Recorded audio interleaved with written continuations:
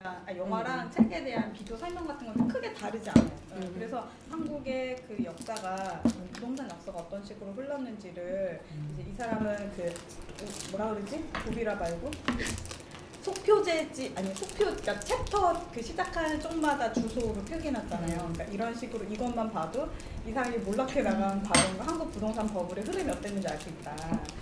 그거와 관련해서 이제 어떤 제도적인 틀들이 역사적으로 변천되어 왔었는지를 이제 건축학자 입장에서 간략하게 소개를 하고 거기 김성훈 교수님의 책 서울해법을 일부 인용합니다. 그래서 조선 시가지 정비 사업에서 이어져서 토지구획 정리가 어떤 식으로 시작이 됐는지 뭐 이런 이야기들. 그래서 이제 결국 집장사가 탄생했고 그 집장사의 어떤 중요한 중추적 역할의 일부를 이런 그 저자의 아버지 같은 분들, 어머니 같은 분들이 했었다. 그리고 여기서 결국 그 여성의 역할이 굉장히 중요했었다는 점을 우리가 확인할 수 있다. 이런 내용을 좀 얘기해 주시고요. 뒤로 가면 이제 K주택가와 K아파트가 부를 만한 어떤 그 역사라고 우리가 부를 수 있지 않겠냐. 이 저자는 K가족이란 말을 썼는데 하고 설계하는 사람으로서 과거에 집장사였던 K씨를 갖고 만난다 하는 얘기도 있고 막 결과적으로 끝에 한 줄 말씀드리면 나 이상하고 평범한 부동산 가족은 영화 버블 패밀리의 비기닝으로 보인다. 책에서 저자는 자신이 버블 패밀리로 명명한 대상이 어떻게 탄생했는지 그리고 한국 사회에서 얼마나 흔한 존재인지 파헤친다. 책을 먼저 보고 영화를 나중에 본 내가 마음이 불편해서 영화를 한 번에 보지 못하고 10분, 15분씩 끊어서 봐야만 했던 것도 이런 이유 때문인 것 같다. 그 재밌는 영화를 끊어봤다니 안타깝네요. 아니면은 뭔가 자기랑 비슷한 경험이 있거나 뭐 마음 아픈 그럴 수 부분이 있다. 있을 수도 있어요. 부모님과 연관. 근데 확실히 저희처럼 책을 먼저 보고 영화를 보면 좀 느낌 다를 것 같긴 해요. 그래요. 그래요. 영화는 그냥 빨려 들어가서 뭔 소린지 모르고 이렇게 보다가 야 재밌다 막 이랬는데 이걸 다 알고 그 영화를 보면 그 아버지가 진짜 왜 저러시지 이런 걸 다 하니까 마음이 불편할 수 있을 것 같아요. 그래요. 근데 다 한 조각씩 있지 않아요? 이 얘기에 자기 집 이야기가. 저 일단 둔촌주공이 나와서 원래 둔촌 살았다는 건 알고 있었거든요. 근데 이제 그 얘기가 또 이제 글로 보니까 반가웠습니다. 그러니까 그 동네에 이게 뭐가 먼저죠? 둔촌주공 갔다가 올림픽. 그렇죠. 네. 네. 네. 그런 거죠.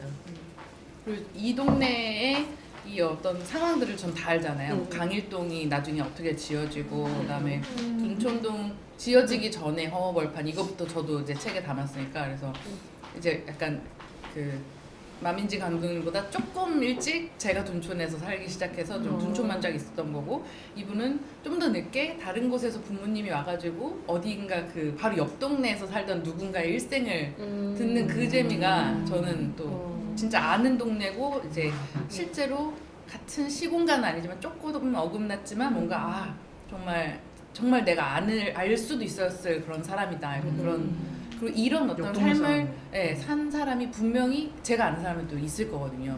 그래서 둔촌 살다가 올림픽 가고 근데 이제 그 집은 약간 그 과일 장사를 약간 좀 크게 이렇게 과일을 떼다 팔고 약간 그런 집이 이렇게 갔는데 그 뒤로 뭐 연락이 안 된다거나 이런 얘기들이 있어서 그래서 다들 그렇게 성장하다가 IMF 때 힘들고 약간 그런 걸 같이 겪었겠구나 뭐 이런 게 겹쳐져서 너무 재밌었습니다. 그리고 이제 막 이런 도시개발 얘기를 이렇게 재밌게 쓰는구나. 그게 작가님은 건축 약간 논문에 공부를 비롯해서 막 했잖아요. 뭔가 되게 지식이 되게 많이 있는 그런 기록이었고 이분은 영화 감독이잖아요.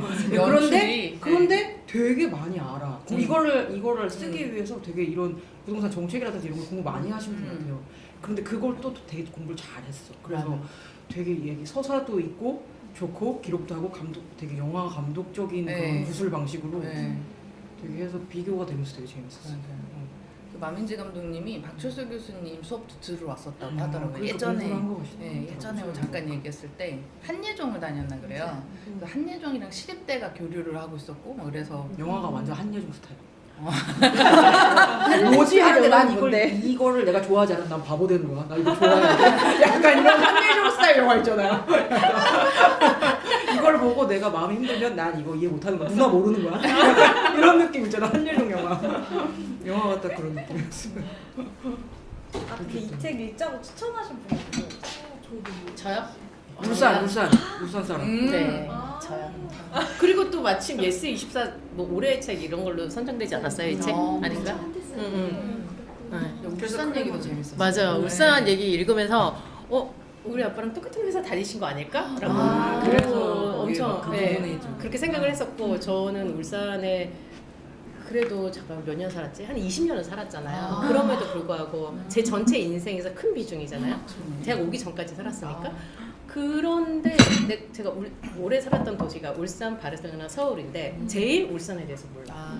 네, 제일 몰랐구나. 이 책을 보면서 나 정말 아무것도 몰랐구나. 그리고 이제 그 저희 아버지랑 비슷한 시기에 비슷한 아마 그 회사를 다녔을 것 같은 느낌이 드는 게 우리 아빠도 그때 3교대였던 것 같고 나 어렸을 때 그리고 이제 그런 얘기가 있어요. 여기 뭐 사업을 해야지 이렇게 직장만 다녀면 안 된다 이런 얘기가 그때 다 돌았나 봐. 우리 아빠도 그런 얘기 했었거든. 그래서 그런 것들 그리고 그냥 내가 본 울산 어렸을 때 본 부분은 아주 조금이잖아요. 근데 이제 이 내용으로 다시 읽었을 때는 완전히 다른 얘기라서 내가 오래 산 도시에 대해서 너무 아무것도 모르고 지금 뭐 서울에 대해서 공부하고 바르셀로나에 대해서 공부해도 울산에 대해서는 정말 관심도 없었고 영어도 안 했구나 이런 생각을 좀 하면서 굉장히 재밌게 읽었어요. 울산 그 이제 공업탑 로타리 부분도 읽으면서 전화하니까 엄마가 이제 얼마 전부터 공업탑 로타리 허물기 시작한다고 그러더라고요. 그래서 이제 엄마가 그냥 하시는 말씀이 야 그래 아무리 그래도 여기 이렇게 오랫동안 서 있었는데 50년 넘게 있었잖아요. 굳이 그렇게 없앨 필요가 있냐 뭐 이런 얘기를 하는 통화를 해서 공업탑 로타리 되게 상징적인 존재였어요. 저 심지어 공업탑 로타리 앞에 있는 고등학교를 다녔기 때문에 네, 맨날 거기 이제 점심시간에 저녁시간 밥 먹고 거기를 뱅글뱅글 도는 게 일이었는데 그런 것들이 굉장히 인상적이어서 저는 이 책을 3번 끊어서 읽었거든요. 앞부분에 이제 그 부자 얘기. 이런 삶이 있구나.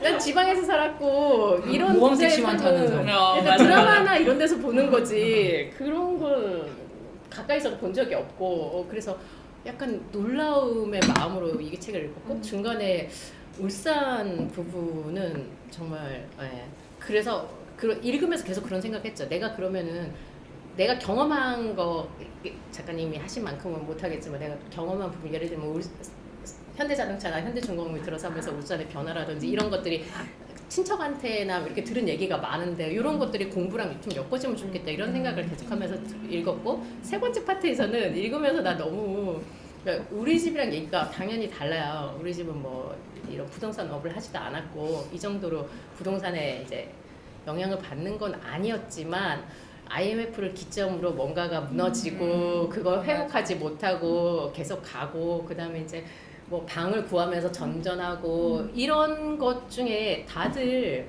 조금의 한 조각씩은 다 있지 않을까 자기 삶이 반영되는 부분이 근데 이분 너무너무 솔직하게 쓰셔가지고 저 굉장히 감정이입하면서 읽고 마치 이제 김혜란 작가의 소설을 그러니까 처음 읽었을 때 느낌 김혜란 작가 소설은 이제 그런 거잖아요. 방과 혹시 김혜란 작가 소설 읽으신 아무도 안 읽으셨어요?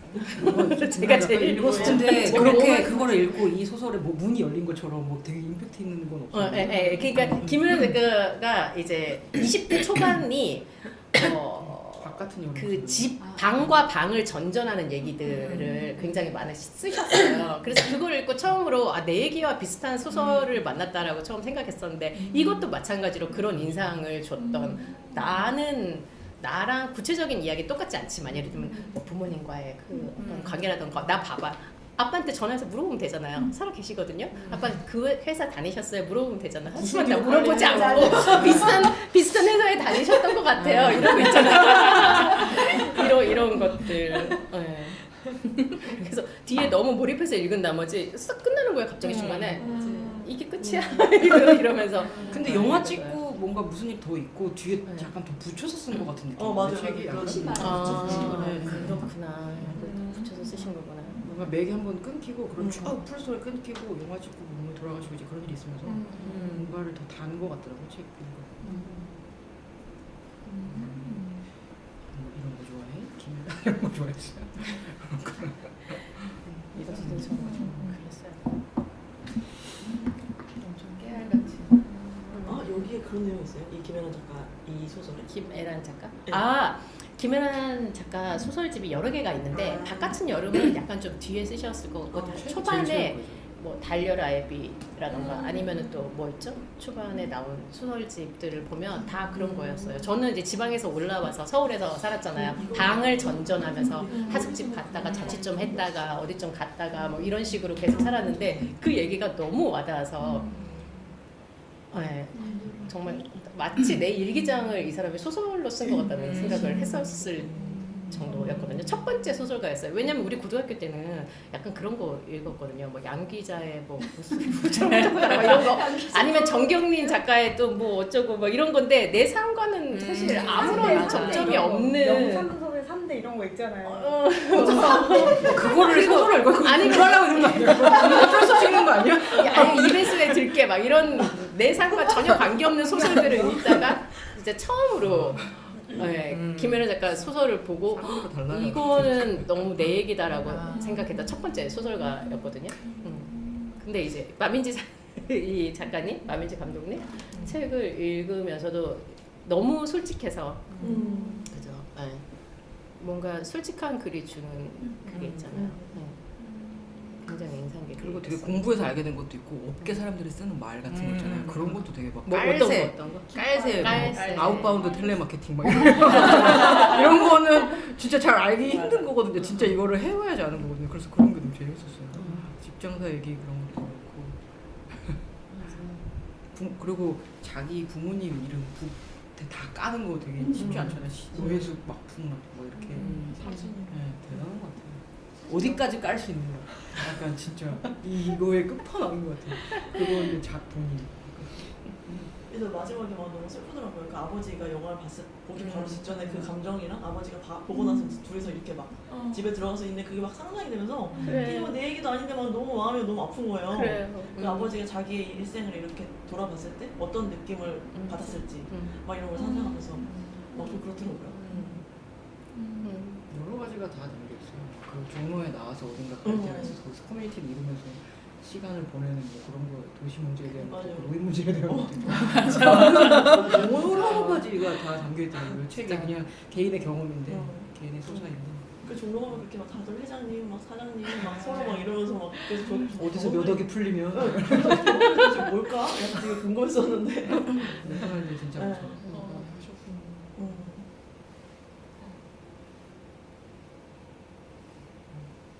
저는 우리 예전에 아 그 같은데. 성석재 소설 중에 투명인간인가? 그 약간 그 소설을 읽고 펑펑 울었던 기억이 나는데 내용이 자세히 지금은 기억이 안 나요. 근데 58년 개띠의 일생을 투명인간으로 이제 변한 어떤 과정을 가지고 약간 픽션처럼 이렇게 썼는데 그 한국 역대 그 역사상 가장 많은 인간이 태어났던 58년 개띠 남자 가부장의 삶이 어떤지 그래서 이제 뭐 자녀를 키우고 뭐 이제 이주하고 어떤 그 삶의 일대기 그 안에 다 있었는데 이 책을 보면서도 약간 비슷한 그런 감정을 살짝 좀 느꼈던 것 같아요. 다른 측면에서. 그래서 그건 완전 약간 픽션으로 이제 고쳐서 다시 쓴 소설의 이야기였지만 이것 같은 경우는 이제 결국 우리는 사실 좀 약간 건축이나 도시나 이런 관점에 이렇게 천착한 사람들이라 그 내용을 이제 제가 이렇게 태그를 전 4개밖에 안 했는데 가운데 노란색으로 되어 있는 부분 있잖아요. 그 건축적이고 도시적인 얘기 한참 들여다봤어요. 이거 종이를 다른 걸 썼을까? 인쇄를 한 걸까? 이렇게 봤는데 다평생만 인쇄해가지고 여기에만 캡션이 달려있어요. 주석이. 그러니까 이제 이게 개인 서사에서 조금 유리돼서 약간 객관적 시선으로 서술한 부분을 이렇게 표시를 했더라고요. 알았어요. 여기가 노랗다는 걸. 그래서 이북을 봤더니 몰랐네. 그래서 제가 태그를 여기만 한데 했다는 거기만 네, 태그를 거기에만 하셨구나. 태그가 되어 있는 거예요. 역시 나는 어쩔 수 없나 봐요. 정보와 지식의 습득. 네, 그러니까 어디서 인용할 때 이거 가져오면 좋겠다 뭐 이런 거 있잖아요. 울산 인구가 뭐 12년 동안 3배가 뭐 그리고 뭐 구체적인 수치를 그런 거를 되게 표시를 열심히 했는데 뭐 경제는 800% 성장하고 뭐 그 임금은 23배인가 성장했는데 맞아. 집값은 뭐 58배가 맞아 그런 자료들. 땅값 100%. 자극적인데 이런 세상이 있었어요 진짜. 그러니까 이제 월급 받아서 절대 집 못 사는. 그러니까 부동산 부패 신화가 괜히 생긴 게 아니다. 이제 이런 거였는데 이제 그러니까 약간 한편으로는 아빠랑 어떤 특정 기간 동안에 이제 그 구술을 하다 보면 내가 질문을 하고 듣고 하는 입장에 이제 쓰게 되잖아요. 근데 이제 그 약간 이걸 보면서 그러니까 개인의 서사랑 이게 다 연결돼 있으니까 남이 아니라 가족이니까 뭔가 이게 약간 내밀한 그 몇 년생이시지? 이분이 50 몇 년생이신데 이제 그 서사 이렇게 쫙 펼쳐지면서 부동산 약간 뭐 정주영 회장 같이 약간 일대기를 만든다면 이분은 성공하셨고 이분은 실패하셨는데 아니 근데 뭐 그런 식의 서사가 이 안에 업앤다운이 있구나. 그리고 이걸 이렇게 이 따님이 이렇게 충실하게 데이터로 보완해주면서 아빠와 엄마가 디자이너였던 거예요. 난 건축가였다. 도면을 모는 종의 그림 막 이래서 다 그렇더라고요. 이렇게. 그래서 뭔가 이게 굉장히 근데 사람들이 어떤 보편적인 관심일 수도 있고 일반인들이 접근해서 건축과 도시를 경험하는 수준 딱 그 어떤 그 경계에 있는 근데 이분들은 사실 많은 돈을 투자해서 거기 또 들어갔다 나오신 분들이니까 또 조금 더 깊숙한 경험을 하셨을 텐데 그게 이제 한국 어떤 현대사의 큰 줄기가 이 한 가정의 일대기 안에서 이렇게 풀린다니 하고 약간 저는 사실 IMF를 그냥 고등학생 시절이라 못 느끼게 하시려고 이제 엄마랑 아빠는 저희 3남매를 키우시면서 그런데 저희 앞집에 아저씨는 막 명퇴당하고 직장을 잃고 그러다 갑자기 멀쩡한 대기업에 과장님 부장님이었다가 갑자기 막 경비 같은 거 하고 이러셨거든요. 근데 이제 그랬던 시기도 생각나고 저도 조금 비슷한 시절이니까 네. 저는 학자금 대출까지는 받지 않았는데 부모님 감사했대요. 되게 하고 같은 그랬습니다. 이 책이 그런 세 가지의 구성이 앞과 중간과 뒤가 이제 나뉘어 있고 이 작가가 자기가 굉장히 리포트한 시선으로 기록한 부분에는 굉장히 촘촘한 주석을 달아가면서 근거를 찾았다 해서 어디서 이걸 인용했을까 저는 약간 이런 게 궁금해가지고 막 밑을 막 봤어요. 막 이 사람 무슨 책 봤지? 막 이러면서 봤는데 저희가 읽었던 그런 책들도 나오고 해서 반가웠던 생각도 들었어요. 남민지 작가가 중국 도서관 한번 오신 적이 있어요. 근데 그 어쨌든 이거 어떻게 찾았냐고 누가 질문하셨거든요. 근데 영화를 찍고 그 서울도서관 가면 서울도서관? 국회 도서관 어디 가면 그 신문을 쭉 다 볼 수 있잖아요. 그 신문을 자기가 생각한 연도부터 연도까지 그냥 몇 달 동안 거기 앉아서 그것만 와, 약간 연구적인 게 있더라고요. 그러네요. 그래서 이제 거기서부터 시작해서 그치. 자료를 찾기 시작했다고. 여기 다 봤구나. 그냥 쭉 앉아서 계속 신문만 남겨서 몇 달을 앉아서 봤다고 했어요. 나도 그렇게 보내고 싶다. 둔한 키워드는 다 봤거든요. 근데 그 시절 모든 거를 읽는 거는 진짜 몇 달에 될 일인 것 같아. 대단하다. 그거 보면 이렇게 조그만 거 눈에 띄는 거 되게 대단한 거. 막 그런 풍경이 묘사되는 게 되게 재밌어서요. 이거 저기 토지 구획하고 나서의 그런 여러 가지 움직임들이 눈에 보이도록 이렇게 써놓으셨잖아요. 예를 들면 흰색 깃발은 뭐 강제 수용된 토지고 노란 것 깃발은 토지 보상 협의주기고 뭐 이런 풍경에 대해서는 생각을 해본 적이 없었어요. 이거 토지 구획 정리를 하고 그 다음에 첫 번째 제가 지금 사는 집은 토지 구획 정리하고 첫 번째로 지어진 집이에요. 되게 오래된 집이죠. 한 40 몇 년, 74년에 지어진 집이면 몇 년 되죠? 50년 됐어요.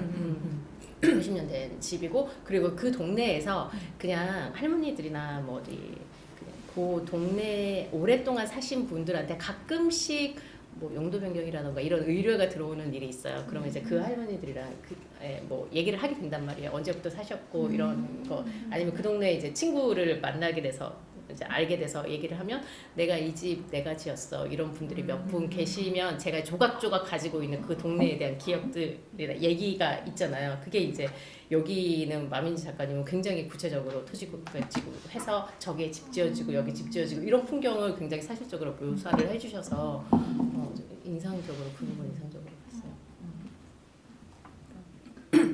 엄마가 가지고 있었던 뭐라지 그 수첩? 여기 깨알같이 기록되어 있는 거 그리고 맞아. 엄마가 찍어놓은 비디오 사실 엄마가 찍어놓은 사진 이걸로 사실은 이거 만드는 거잖아요. 맞아요. 되게 촘촘하고 뭔가 남겨놓은 것들이 되게 엄마 요즘 태어났으면 인플루언서인데. 그치.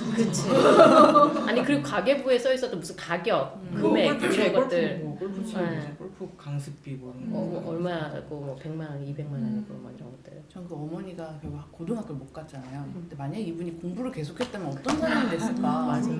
진짜 그런 분들 너무 많죠. 대단한 사람이고 음. 이분이 만약에 지금 태어났으면 저는 이분이 한예종 가셨겠다라는 생각이 엄마도 이거. 맞아요. 너무 재주가 많고 그래서 그런데 그 엄마의 삶이 저 거의 일평생 초반에 그렇게 한번 잘 살았고 나머지 인생은 그 삶이 나의 원형이 돼서 그걸로 계속 돌아가야 되는데 되는데 그것만 하다가 돌아가는 것 같아서 어떤 사람에게 무슨 연어처럼 거기로 내가 다시 돌아가서 산란을 해야 된다 그 생각만 가지면서 사는 게 어떻게 보면은 어떤 사람에게는 되게 그게 동기부여가 될 수 있지만 이게 과연 그게, 이게 행복이라고 할 수 있을까? 맞아. 이거는 좀 맞아. 아닐 수도 있겠다.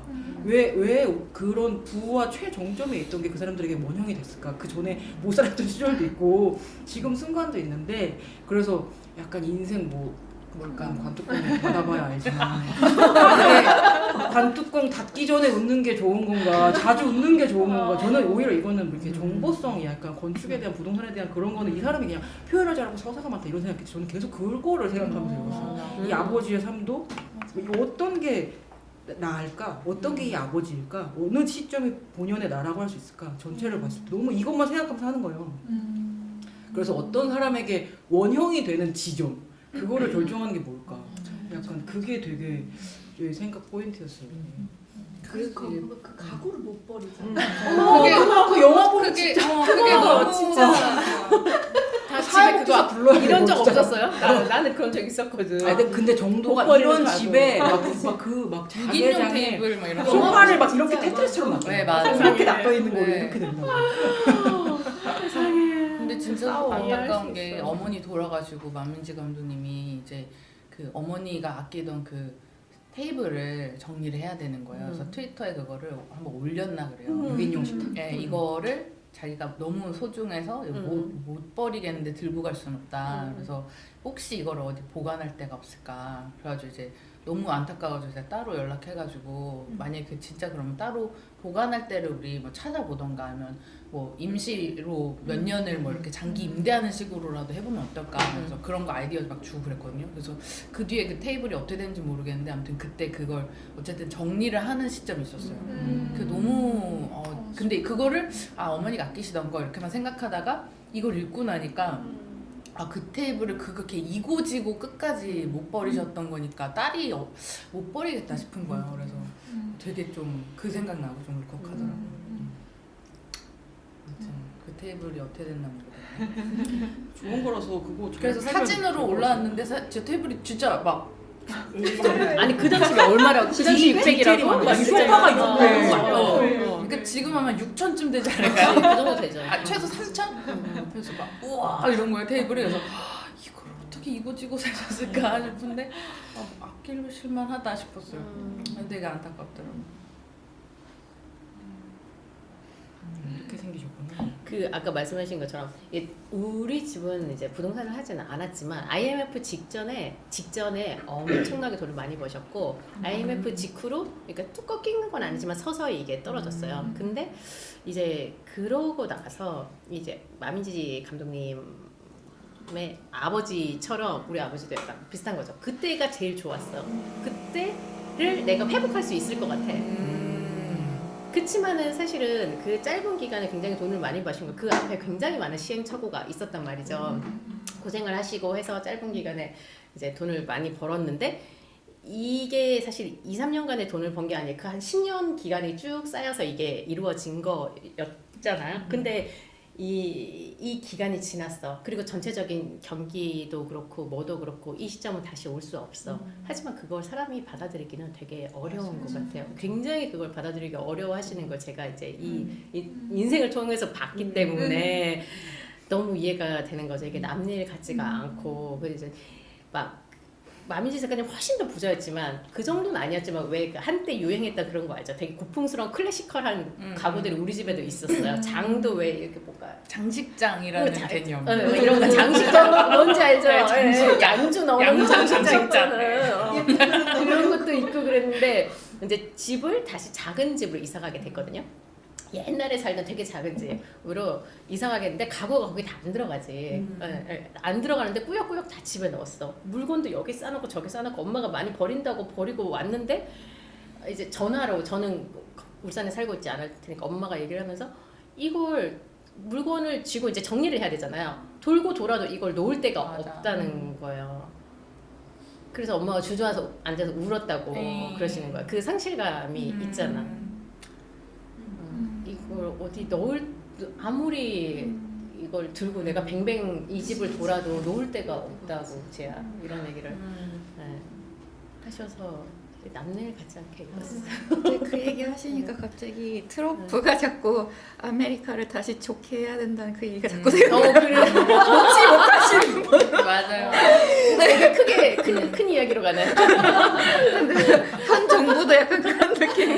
다들 그렇죠. 미즈 시절을 그냥. 그거에 마음이 가는 유권자들이 있지. 되게 좋았던 어떤 시절이 있었잖아. 그리고 영화로. 그게 다시 왔으면 좋겠다라는 생각을 계속 하게 되잖아요.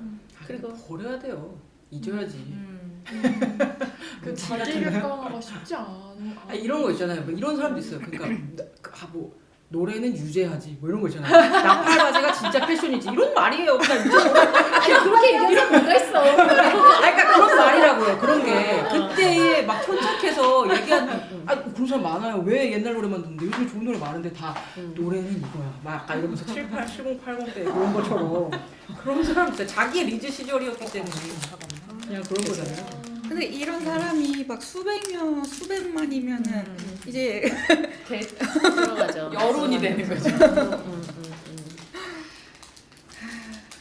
저는 약간 제가 시대를 조금 더 뒷세대긴 하고 약간 직접적인 경험까지 안 했다 보니까 그냥 신기하다? 그러니까 진짜 막 마음 깊이 동감이다까지는 아니고 이해는 되는데 약간 제일이다까지는 되게 와닿진 않았던 점이 있거든요. 근데 이제 그냥 궁금하고 신기한 게 그러면은 이 시대의 시류를 타서 나 개인의 행복이 이 가족도 그렇고 여러 선생님들도 그렇고 그러니까 개인의 행복까지도 이 시대의 흐름을 타고 이렇게 흘러간다는 게 이 시대에 당연했던 건지 그래서 지금은 뭔가 되게 개인화되고 그냥 나나 잘하자 뭔가 이런 흐름이 약간 MG하면서 좀 있는 게 있는 것 같거든요. 그래서 이게 그냥 시대 자체가 좀 뭔가 집단주의 사회에서 개인주의 사회로 바뀐 건지 아니면 원래 저도 사실 이 시류를 타고 있는 어떤 개인일 뿐인 거고 그냥 그 안에 이렇게 타고 있는 건지 뭔가 그게 좀 궁금했어요.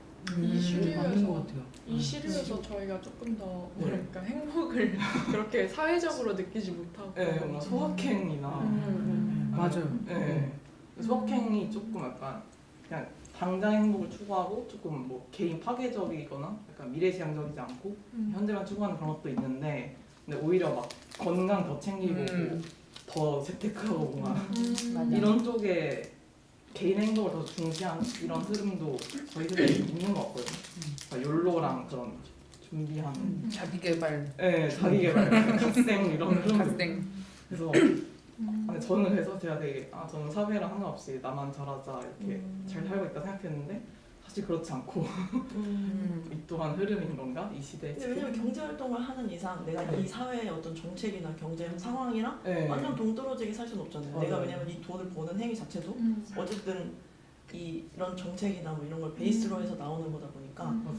이게 뭐 개인적인 그런 즐기시는 거나 이런 거는 옛날에도 있었을 것 같아요. 사실 그분들도 다 따로 개인적인 생활을 했겠지만 어쨌든 크게 보면은 이 경제 활동 측면에서는 다 이제 우리도 다 타고 가고 있는 그래서 어쩔 수 없이 네. 네. 저도 그럼 법을 몇 세 겪었으면 신난다 이러면서 아니, 지금도 마찬가지로 어쨌든 우리가 지금 뭐 집값이나 뭐 네. 이런 뭐 내 월급이 좀 1% 올라가냐 아니냐 뭐 내가 일을 좀 더 할 수 있냐 아니냐도 다 어쨌든 사회 속에서 일어나는 거죠. 그냥 아파트만 지으니까는 20, 30대 결혼 안 하는 그거랑 똑같은 거. 내 삶에 영향 미치잖아요. 그런 거랑 똑같은 거. 영향 받고 왜냐면 언제부턴가 아파트 평형이 되게 단일화가 됐잖아요. 저 어렸을 때 아파트 모델하우스 구경하는 거 좋아하고 열심히 다녔는데 그때는 18평 이런 거 있었어요. 그래서 평형대 한 5개쯤 있어서 여기 들어갔다 저기 들어갔다 저기 중간에 평형 하나 빠지는 거 정도는 있고 그래서 한 5개 쭉 있었거든요. 근데 언제부턴가 다 살살 오고. 예. 단지 안에 설명이 거기에 맞춰버렸어. 그러니까 그게 이 아무래도 영향을 이 얘기는 어쨌든 그 얘기는 아니었지만 저 이거 읽기 바로 직전에 그 절반 세대가 산다라는 책을 읽었었거든요. 서평 단에 돼가지고. 근데 그 얘기가 그 뭐라 그러죠? 약간 되게 복합적이었던 것 같아요. 왜 지금 절반 세대가 그 소위 지금 2010 몇 년 70년대랑 그리고 70년대랑 그리고 지금 2012년인가 2002년인가 10년 차인데 그 출생률이 절반이 됐대요. 그래서 가지고 그리고 지금 이제 또 절반이 최근에 된 거예요. 그러니까 20년 만에 절반이 됐는데 또 절반이 됐고 얘기 났어야 되는데 죄송합니다 여러분. 갑자기 무슨 얘기 하시는 거예요? 근데 이게 절반이 된 게 문제가 아니라 문제는 그 70년대 시스템으로 아니 여기 자녀 세 분인 분이에요. 죄송합니다. 우리 애기남 또 얘기할 게 우리 많아. 몇 명 중에 애기가 몇 명인가 좀 아 생각해보고 그래요. 그거 그렇게 많은 생각해보니까는 편이다. 그럼 몇 명이지? 둘, 셋, 7명이나 있어. 둘. 그거 셋이라니 너무 놀랍다. 아 그럼 저희 여기 묻어 가겠습니다. 대충 1인 1명인 대충이니까요. 모임만큼 있네요. 맞어요. 네, 죄송해요. 근데 4분의 1인지는 몰랐어요. 절반의 절반인 줄 몰랐어. 근데 이게 여전히 70년대에 뭐 1년에 100명씩 100만 명씩 뭐 노동력이 나올 거야의 전제하로 시스템 운영을 하니까 문제가 생긴다고 그 책에서 얘기를 하더라고요. 맞네. 그러다 보니까 다 그리고 또 좀 충격적이었던 게 불공평할수록 출산율이 저하된대요. 그래. 그리고 대기업이 훨씬 더 출산율이 높고 맞아요. 왜냐면 더 그러니까 이게 그러다 보니까 대기업 아닌 사람이 더 많잖아요. 그러니까 내가 내 살 길이 내 살 길을 내가 찾아야 되고 아무도 믿을 게 없는 거예요. 사회를 믿을 수가 없으니까. 그러다 보니까 지금 얘기하는 나만 생각해야 되지? 라는 그게로 가는 것 같아요. 왜냐면 너무 충격적이었던 게 한국을 딱 왔는데 사람들이 정말 자기에 대해서만 얘기하는 거예요. 맞아. 요즘 진짜 심한 것 같아요. 그래서 제가 막 저 남편이 남편이 한국 사람이 아니거든요. 그러면서 뭐 이렇게 자전거 타고 출퇴근을 했어요. 40분 왕복인데 그래서 막 이런 거 이렇게 자전거 출퇴근하고 있으면은 친구들이 대부분 하는 얘기가 너 그런데 되게 관심 많구나. 그래서 근데 너는 애기도 있고 근데 너무 충격적인 도시나 거예요. 정책이나 공공에 대해 얘기하는 사람이 유난 떠는 사람. 약간. 저 그래 한 번은 그게 나랑 무슨 상관이야? 네. 오늘 어디 갈 건데 뭐 먹을 네, 건데 이런 얘기를 해야지. 맞아요. 너무 충격적이어가지고 왜 아무도 관심이 없는 거지? 근데 그게 그럴 수밖에 없기도 한 것 같다는 생각이 들어요. 내가 먹고 살아야 되지 지금 남을 신경 쓸 때가 아니다. 근데 그럴수록 이제 더 악화가 되는 그게 뭐 예를 들어서 저 을지로 리슨 투 더 시티 거의 워크숍을 같이 했었어요. 근데 이제 이거는 그래요? 간다고 이런 거안 줬어요. 바로 잡아내. 바로 여기서 말만 하는 거 다 알아내요. 디자이너 분들이 발표하는 자리인데 못 갔어요.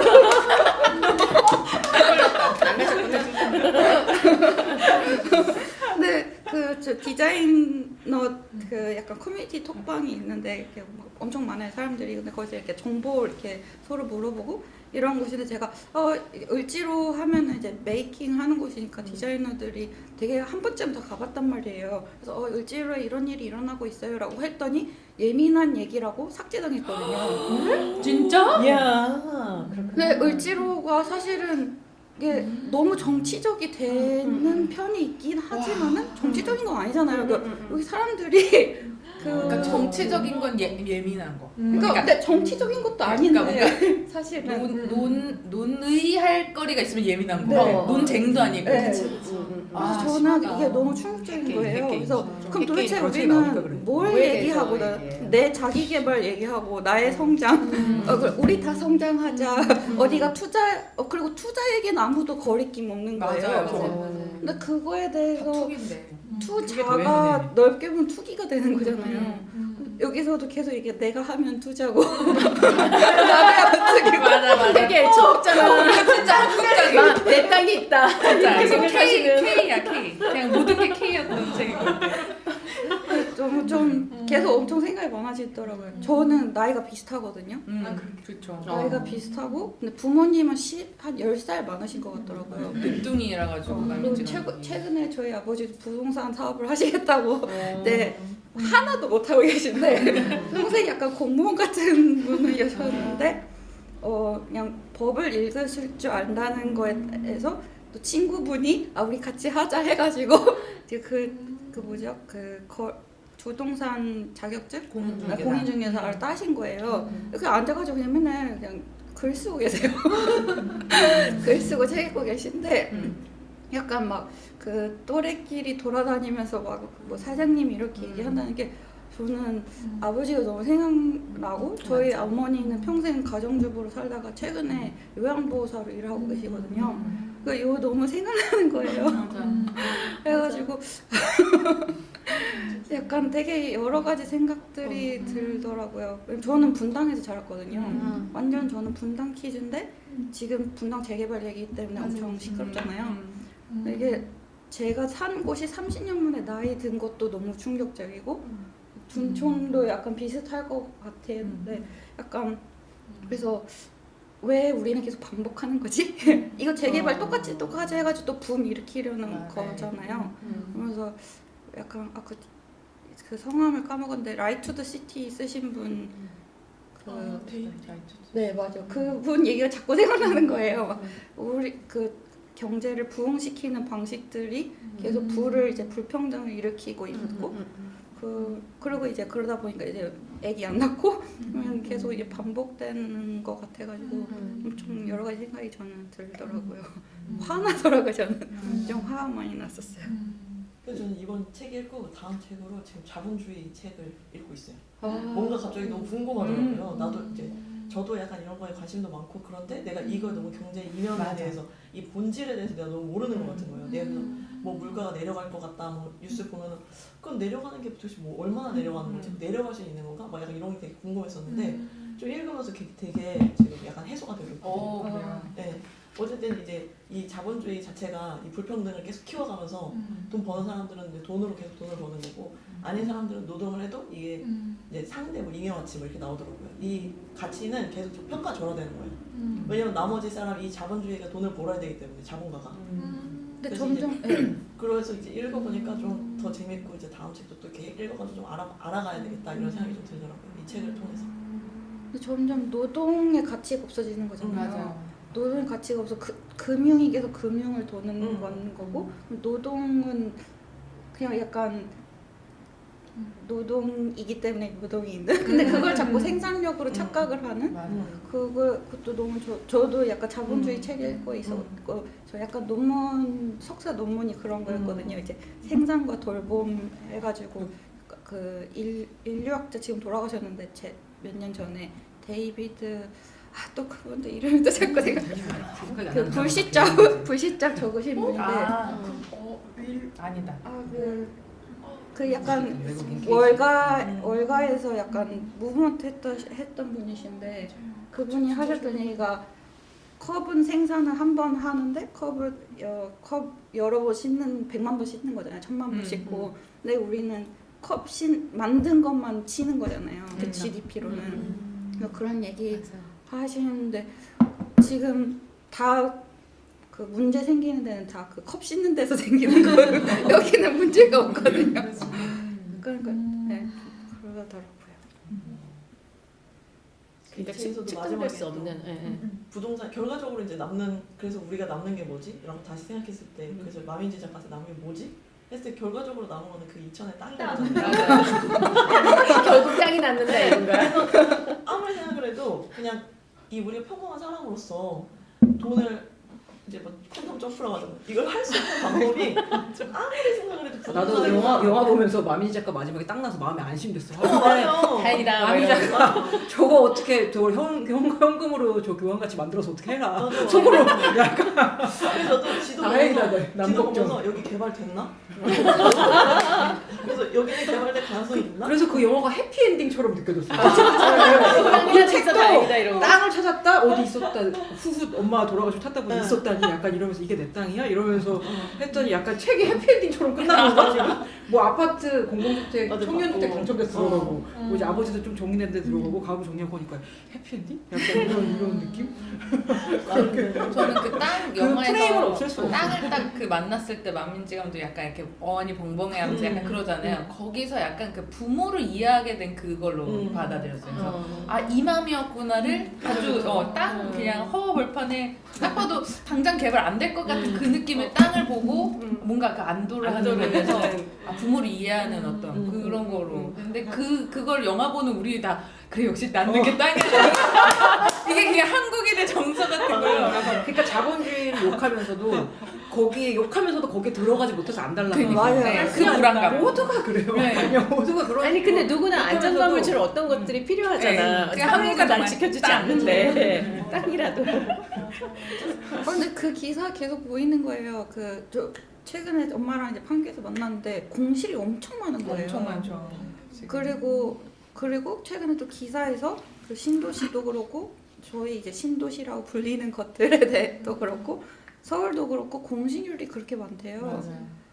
좀 계속 공실률이 올라가고 있고 그래서 막 저기다 수요 없는 2천을 또 공급을 지으면 우리가 그다음 수요 뭐지? 없는 공급을 좀 했습니다. 시행하시는 건데. 팔리더라고요. 저 친구들 생각해보니까 도대체 이 세상에 지식과 산업이 그렇게 많아? 지식 산업도 왜 이렇게 많은 거야? 맞아. 그런 산업이 없는데 왜 그런 산업이 없는데 지식 산업이라는 게 많이 있지도 않은데 근데 지식 또- 산업한테는 계속 팔려.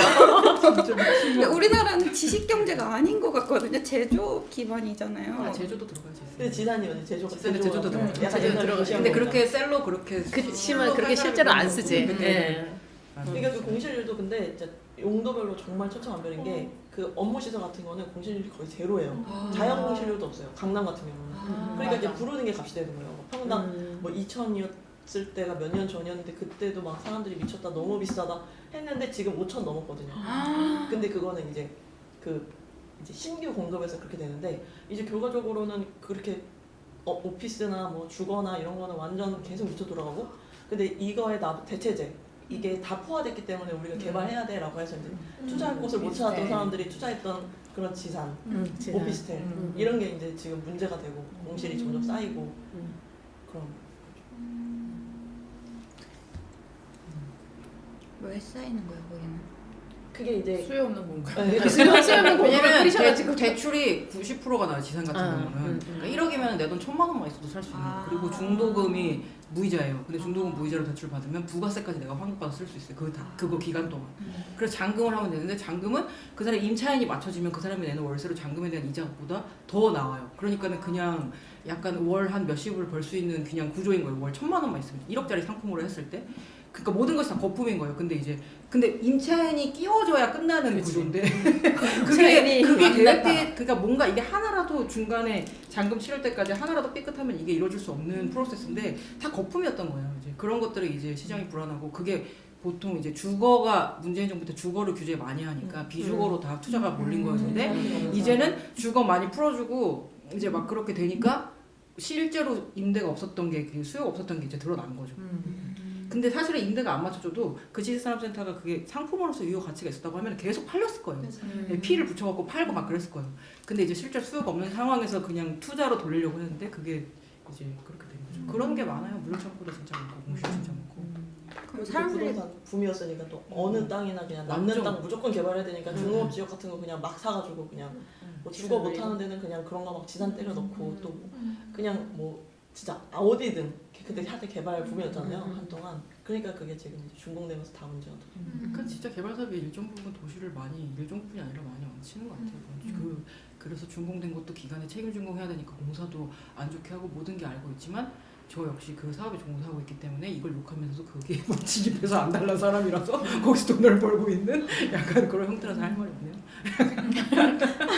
내가 살려는 것과 이 남은 여생 어떻게 살아야 할 것인가 저 요새 이런 생각을 많이 합니다. 요즘에 그런 고민 말씀하신 많이 하시죠. 것처럼 개발업에 속해서 그걸 어쨌든 하려고 하면서도 이게 잘못됐다는 걸 아는 것처럼 네. 한국 사회에서 우리가 속해 있어가지고 이게 잘못됐다는 걸 알지만 개인 차원에서 뭘 할 수가 없어. 땅이 있으면 나도 안심이 된다는 맥락이 되게 비슷한 거 같아요. 그래서 이 시대가 뭔가 골로 가고 있는 걸 우리가 알지만 어쨌든 나는 살아야 되니까 욜로를 하든 어떻게 당장 하든 맛있어 빵이 약간 이런 느낌. 근데 90년대는 진짜 그 미래가 밝았다는 기억이 나요. 내가 노력하면 사회가 좋아지고 우리 자식들이 잘 살겠지. 약간 그리고 이런 느낌. 우리가 하는 만큼 더 좋아진다. 이런 믿음이 다 같이 그 시대 정신이 있어. 근데 어렸을 때 그런 금모으기 운동 말이 되냐고요.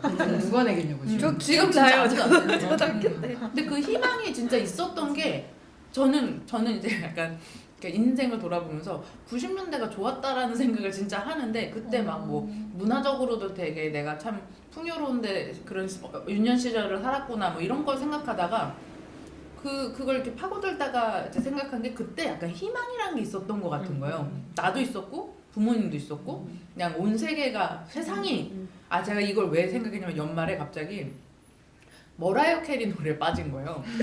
근데 그게 진짜 그 미국 아까 노래는 유지하다 약간 이런. 머라이어 캐리지. 회기를 해서. 근데 그때가 정말 그 미국 뽕이 진짜 최고였던 시절이거든요. 그래서 노력하면 저렇게 될 수 있다. 야 미국 막 아메리칸 드림 이게 막 우리나라 특히 또 그랬잖아요. 그래서 이게 뽕이었구나. 그 생각을 했는데 그 뽕이 참 너무 아름답더라고요. 정말 그 특히 머라이어 캐리랑 휘트니 휴스턴이 같이 한 그 OST가 있거든요. 그 무슨 이집트 왕자. 그거 뮤직비디오를 보면 미국 뽕이 진짜 최고예요. 그래서 와 이게 미국 뽕이었고 그 시절에 다 저런 걸 보면서 정말 어떤 뭐 미국의 디바, 뭐 한국의 무슨 K-pop 스타 이런 거 보듯이 약간 이런 느낌이었겠구나. 그리고 그런 생각이 들어서 지금 그런 게 없잖아요. 진짜 저는 희망이 없는 그냥 트위터로만 계속 절망이고 막 이렇게 나라가 넘어가는구나. 조선시대에 나라가 이렇게 망했었겠구나. 이런 느낌을 지금 느끼거든요. 그래서 희망이 진짜 너무 없다 이런 생각이 드는데 그게 지금 어린 세대들은 진짜 더 이거부터 시작을 하니까 이 뽕을 맞아본 경험이 없으니까 왜들 어른들은 왜 저렇게 생각하지? 걸 갖고 난리야. 도대체 뇌구조가 왜 저래? 그게 그럴 우린 수도 진짜 있겠다. 뽕 맞았던 데인 거예요. 그래서 그 마민지 감독님 아버지가 그래. 그러시는 것처럼 우리도 뭔가에 젖어 있는 그게 있는 것 같아요. 그게 저는 둔촌이고 90년대였던 것 같은 그런 생각 들었어요. 정말 그렇게 생각이 되네요. 그 마비지 아버님도 그러니까 자기가 어떤 좋았던 시기뿐만이 아니라 그 시대의 전반적인 어떤 흐름이 있었잖아요. 분위기가 있었잖아요. 그리고 이제 나이가 좀 들어 버렸는데 그때 그 시절에 그런 걸 잊기는 어려울 수 있어요. 새로 적응하기는 어려울 수 있겠다. 그리고 그 제가 90년대 후반 학번인 후배들한테 그런 얘기 들었었어요. 저는 이제 96 학번인데 저 때 그리고 저 위에 한두 학번 위에 그렇게 다들 해피하게 대학생활을 했었거든요. 그죠. IMF 전에 그냥 걱정이 없고 뭐가 없고 술이나 마시고 놀고 신나고 뭐 그래도 다 취업은 되고 약간 이런 대학생활을 다 보냈단 말이에요. 근데 IMF 딱 터지고 그다음 들어온 애들은 이미 딱 각이 잡혀 있고 과제를 안 한다는 거 말도 안 되고 무조건 수업 다 들어가고 학점은 이제 A 학점 A+를 다 받아야 되는 거고 이러고 다녀서 그런데 이런 세대들이 이런 세대한테 이러잖아요. 대학교 때 놀아야지. 그러니까 놀아야지 뭐. 딴딴이 없어. 아니요. 근데 당장 그때 우리 학교 다닐 때도 야 요즘 애들 왜 이렇게 맞아. 빡빡하게 사냐. 그래서 군대 갔다 온 그 복학생 오빠들이랑 잘못 놀면 애들 신입생들 많아져. 그러니까 아니 굳이 저렇게까지 뭐 빡빡하게 살아야 돼? 막 이런 거죠. 저는 마민희 작가가 그 사립대랑 공립대랑 이렇게 또 비교하다가 국립에 간 거잖아요. 그게 사실 한예종이라 나쁜 학교는 아닌데 너무 좋은 학교인데 그 정도면 거의 다 검정 받은 거 아니에요? 근데 이제 제가 다녔던 학교도 국립학교고 서울에서 가장 학비가 싼 학교였어요. 그래서 제가 입학할 때 저는 이런 학교가 있는지도 모르고 그냥 원서내서 계속 갔는데 아빠가 역시 고맙다 이러면서 자식 셋이 다 똑같은 학년으로 대학을 다니고 있었어요. 근데 오빠랑 언니는 사립대를 다녔고 오빠는 맞아. 공대였고 그래서 저도 이제 공대인데 여기 그래도 학비가 반값이야. 그러니까 얼마나 다행이에요. 저는 장학금 받지 않겠습니다 이러면서 이제 열심히 그냥 용돈을 받아 생활했는데 제가 학교 들어갈 때만 해도 되게 치열했거든요. 장학금을 받아야 돼요. 맞아. 장학금을 받아야, 그러니까 특히 지방에서 올라온 학생들이 되게 많았고 그 학생들은 되게 치열하게 상위권이 굉장히 치열하게 장학금을 받기 위해 그리고 여기는 96이고 01이에요? 공공학번이에요. 공공학번 그러니까 근데 이제 세대가 바뀌고 제가 아는 그 학교에 그분도 이제 98학번이잖아요. 그분은 98학번인데 자기 연년생으로 쭉 위에가 있어. 연년생으로 위에가 둘 다 사립대를 다니고 있어. 그러면은 자식 3명이 지금 3명을 사립대를 못 보내지 않아? 네. 그래서 거기 저희 간다고 오빠랑 하더라고요. 그래서 아빠랑 엄청 싸웠어요. 아빠는 ROTC를 가라. 좀 잠깐 빠져 있어라. ROTC를 가면 돈도 나오고. 이제 그 학사를 따고 장교로 가니까 군생활 하고 나오면 학자금 대출 때문에 걱정한 게 아니라 종잣돈을 가지고 나왔어요. 그래. 그게 굉장히 컸어요. 근데 끝까지 안 가겠다 그랬거든요. 그래서 그래서 어떻게 됐어? 2년간의 대화를 안 했는데 이제 오빠가 군대를 학비는 어떻게? 학비 그냥 이제 학비만 대주셨지만 대화를 안 했어요. 그래서 한튼 그리고 나서 이제 군대 제대하고 뭐 이제 나중에 화해하고 뭐 이렇게 되는 과정을 겪었는데 근데 이제 그때 아빠 입장을 생각해 보면 학비만 그러니까 그때가 2000년대잖아요. 2000 초반에 그 월급이 뻔한데 세 명의 등록금 동시에 내 1,000만 원이야. 그치. 어떻게 하지? 막 그거만 있냐고 용돈도 줘야 그걸 될 거 아니야. 4년을 내야 돼요. 그래서 나는 건축가가 4년일 때 나온 게 너무 이러고 4년을 내야 돼요. 이래저래 효도하셨네요. 근데 저는 뭐 돈 많이 썼죠. 작품하는데 돈 많이 쓰잖아요. 그래서 제가 이제 그렇게 돈을 많이 세이브한 것 같진 않다는 생각을 하는데 그래도 학비가 학비를 줄여놓고 돈을 쓰셨으니까. 그나마 이제 서울 사시는 분들은 그게 없잖아. 그 거주비가 없잖아요. 맞아. 지방에서 그럼 서울로 올라오기는 너무너무 힘들었죠. 그러니까는 대부분 그냥 지방의 국립대를 다들 많이 가고. 그러니까 저는 이 책 보면서 이렇게 아까 잠깐 그런 얘기 나왔었는데 그 옛날에 한번 얘기했었던 한 2년 전인가 얘기했던 저 기억 있는 책인데 불행의 나라에서 행복한 청년들 같은 그런 제목을 가진 책이 있어요. 근데 뭐냐면 일본에서 나온 책인데 미래 희망이 없어 이미 지금 시대의 젊은이들은. 근데 이제 불행한 나라에 살고 있는 거예요. 희망이 없는 나라인데 걔네들 행복해. 왜냐면 내 눈앞 행복만 추구하니까. 되게 이제 장기간의 플랜을 짜는 게 불가능한 거예요. 그러니까 저는 한편으로 제 주변에 사람들 그런 얘기하는데 이제 내 집을 가질 수 있다는 꿈을 버렸어. 그냥 그러니까 적당히 이제 먹고 살만한 곳에 살기만 하면 되는 거예요. 그러니까 근데 우리 전 세대는 어떤 그런 뭐 40평대 아파트, 뭐 자가용, 뭐 여기서 가크렌저인데 무슨 차, 뭐 약간 이런 목표를 가지고 장기 플랜을 세우고 그걸 향해서 가잖아요. 왜냐면 나는 결혼도 해야 되고 자식도 낳아야 되고 먹고 살려야 되고 이런 일상적인 틀의 어떤 가족의 어떤 모습이 우리 이렇게 스테레오타입이 머릿속에 들어있으니까. 근데 지금은 가족을 꼭 구성해야 되나? 그럼 가족을 이루면 애를 꼭 낳아야 되나? 부터 모든 것이 다 질문인 거예요. 그런 경로를 따라갈 이유가 없는 거예요. 그러니까 그냥 나 뭐 내 몸 잘 요가하면서 매주마다 요가 클래스를 듣고 한 달에 한 번 여행을 가고 그냥 그런 식의 플랜을 짜면서 개인 행복을 찾을 수밖에 없는 그 구조가 돼. 그 우리보다 약간 일찍 그걸 경험한 일본에 대한 그 책을 제가 앞에 뭐 서문만 좀 읽었던 기억이 좀 나서 이게 되게 이 시대 어떤 패러다임이 이런 것인가 하는 생각들도 하게 되고. 그 변화라는 게 아까 막 호황기에 막 뽕 맞았다 막 이러셨는데 저는 그때를 돌이켜 보면 이 사회의 그 흐름의 무브먼트가 이 개인의 어떤 삶과 결정에 다 이렇게 연관이 되어 있다라는 말이 이제 느껴지고 아까 말씀하실 때 이게 되게 안 와닿는다 이렇게 얘기하셨잖아요. 근데 저는 이 역시도 이 마민지 작가 개인으로 가족 공동체 안에서 살아갈 때 이걸 그렇게 느꼈을 것 같진 않아요. 근데 다 지나고 그걸 드립다 파면서 이게 결속이 되어 있는 구조였구나를 느꼈고 이걸 굉장히 영화적으로 재밌게 푼 거죠. 그러니까 그제야 비로소 또 다른 관점에서 이제 보면서 파악하게 된 건데 그걸 바라볼 수 있는 객관성을 얻기까지 굉장히 부단히 힘든 어떤 과정이 있었을 것 같아요. 제가 생각할 때는. 그래서 어쩌면 우리 시대에 지금 있는 현상들도 그래서 이것과 약간 시차가 있는 사람들이 그 아버님이 막 이렇게 그 부동산 붐을 느끼면서 막 깃발 꽂은데 막 투자하고 막 이랬을 그분 당사자가 아니라 그 자녀 세대가 이걸 밝혀준 것처럼 우리 시대 어떤 현상들도 우리 다음 세대들이 어쩌면 더 객관적으로 잘 밝혀줄 수도 있겠다는 생각이 또 한편으로 들고 그런 소외가 자기가 이렇게 고증당한 느낌이 어떨까? 되게 뭔가 자녀에게 객관화당한 느낌이 어떨까? 그러니까 네가 뭘 알아? 막 이럴 수도 있을 것 같아요. 너가 그 복을 맞아봤어?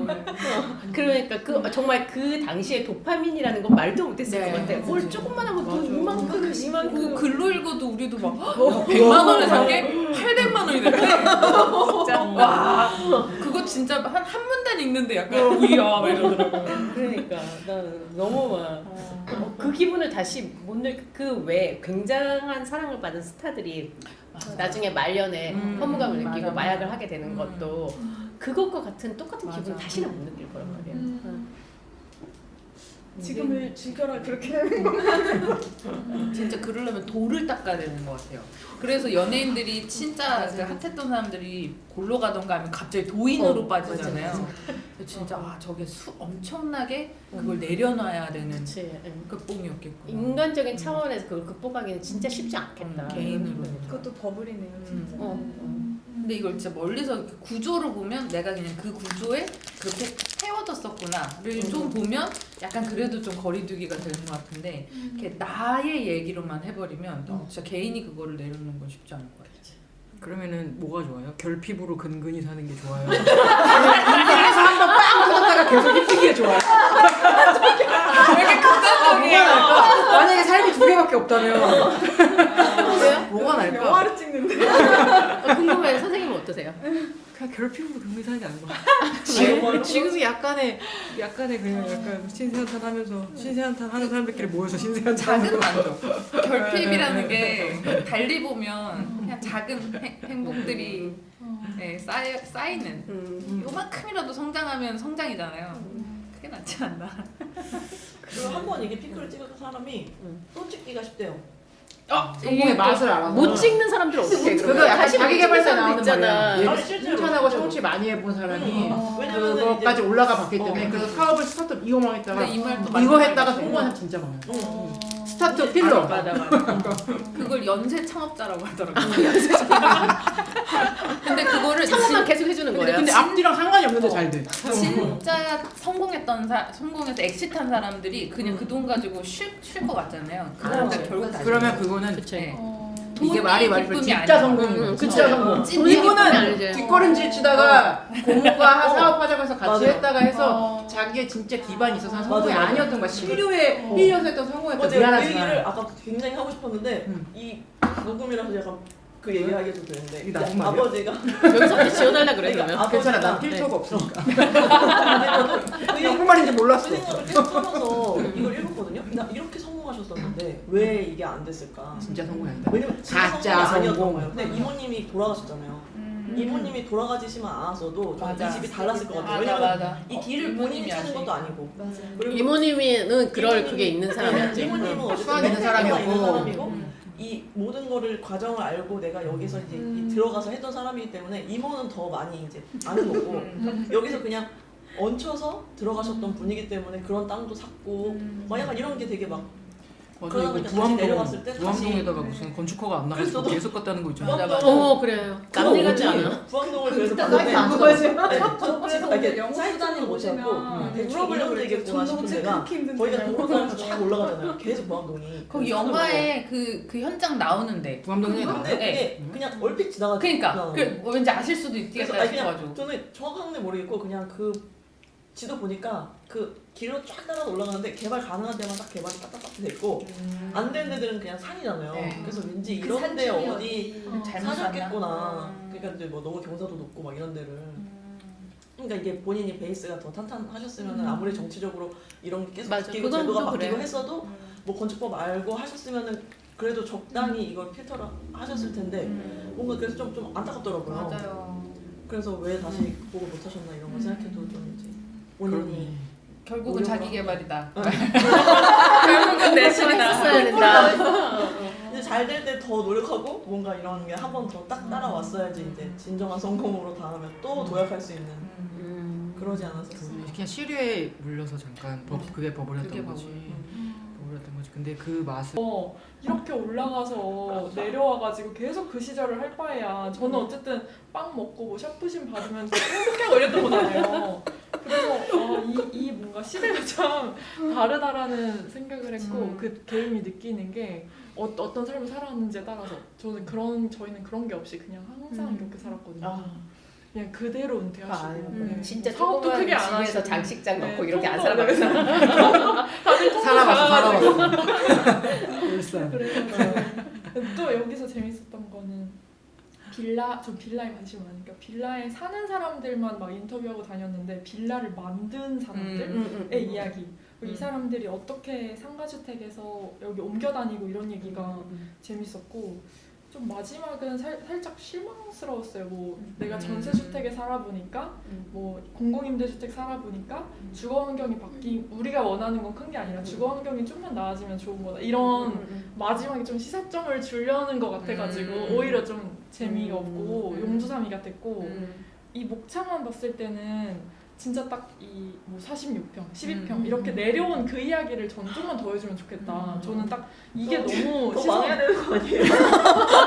어디까지 내가 여기 10에서 마지막에 올라갔구나. 10에서 15로. 이 주거 환경에 대한 이야기. 4평. 우리 집에 어떤 상황도 들꼬름이죠. 네. 농가주택. 내가 여기서 여길 살아보니까 이랬다. 이런 얘기가 저는 좀 궁금했던 것 같아요. 이 사실은 어쨌든 집은 몇 개 없잖아요.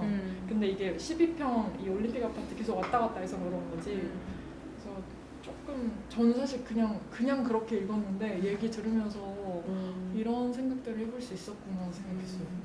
그 아예 막 아파트 게임도 살짝 이런 식으로 중산층이 이렇게 타고 가다가 근데 결국은 사회의 그거였지 본인들의 그게 아니었다라는 게 전 되게 와닿았는데 그렇게 사회과학적으로 딱 판 것도 아니고 곁다리로만 얘기하니까 뭔가 좀 아쉬운 느낌이 저는 들었던 것 같기도 해요. 저는 이게 이야기의 3요소를 다 갖췄다고 생각한 너무 완벽한 그러니까요. 그래서 그- 제가 삼요소가 뭐예요? 아리스토텔레스가 이야기해요. 수학의 3요소 모르세요? 수학의 3요소? 뭐 로고스, 파토스 뭐 이런 게 있어요. 그 얘기를 하는 이 논리적인 기반. 이게 사회 구조에 의해서 이랬다는 게 있고 감성적인 기반. 감정을 건드리잖아요. 어머니와 아버지가 감정을 이입하잖아요. 근데 제일 중요한 게 뭐냐? 그 얘기를 하는 사람이 누구인가? 맞아. 우리 둔촌주공 아파트를 이인규 작가 얘기한 것처럼 본인이 공부를 해서 저런 얘기를 해. 너무 재밌어. 그런 것처럼 이 사람 본인이 이렇게 말을 잘하는데 이야기를 잘 풀어낸 영화 감독인데 서사가 너무 임팩트있어. 경험까지 있어. 그래서 이런 사람 못 이겨요. 이런 사람은 나는 서사가 없거든요. 그래서 아무리 뭔가를 MS를 치고 약간 이래도 임팩트가 없는데 막 어머니 막 교통사고 당한 얘기 갑자기 이런 얘기부터 시작해서 이게 부럽다는 건 아니지만 그러니까 뭔가 이렇게 너무나도 굴곡 있고 이런 얘기를 하는 사람이 스스로 공부해서 자기 아버지 얘기를 쓰는 사람이 딸 근데 영화 감독 그러니까는 와 이렇게 완벽한 게다가 포줄이 막 있나? 정식적인 거랑 이런 게 다 맞아. 합쳐져가지고 그래서 저는 얘기를 예, 들으니까 그래서 저는 말을 못하겠더라고요. 소설을 약간 너무 재밌다가 이게 나한테 좀 감정에 도움이 되는 정도지 약간의 이제 점점점 안 읽게 되는 이유가 이 이야기 3요소 근데 약간 소름 돋았어요. 왜냐면 출판사에서 출간 기획할 때 제일 중요한 게 사실 저자거든요. 그쵸 그러니까 이 저자가 셀링 포인트가 없으면 누가 봐 누가 봐. 그럼 저 혼자 독립 출판하시면 되는 거예요. 그 이 저자가 매력적인 사람이에요. 그리고 지금 말씀하신 것처럼 그래서 뭐 서사가 좀 어떤 흐름이냐 아니면 이게 우리한테 어떤 시사점을 주냐. 왜냐면 이게 없으면 책을 만들 수가 없는 거야. 보도자료를 뭘로 맞아 쓸 그죠. 거지. 실기 안 되는. 뭐 저자도 좋아. 뭐 이것도 좋아. 이것도 좋아. 이게 다 할 얘기가 있어야 그제야 책이 완성되는 그게 거지. 수사하게 3요소 이인규 아리스토텔레스 저자인 아리스토텔레스에서 왔구나. 대부분 거기서 왔어요 대부분 우리가 하는 거는 발전이 없어요 제가 인류가 하는 거는 시험만 읽었어요. 거기서 왔어요 별로 뭐 문화라는 우리가 뭐 과학이나 이런 건 되게 많이 발전했잖아요 근데 대부분 문화라는 거는 대부분 다 거기서 왔어요 그냥 오늘 하나 인간의 배워가네요. 수사하게 3요소 제가 제가 저기 뭐 위키백과라에서 올리겠습니다. 그래서 말하는 사람이 누구인가 거기서 완전 정점을 제대로 찍은 책이다.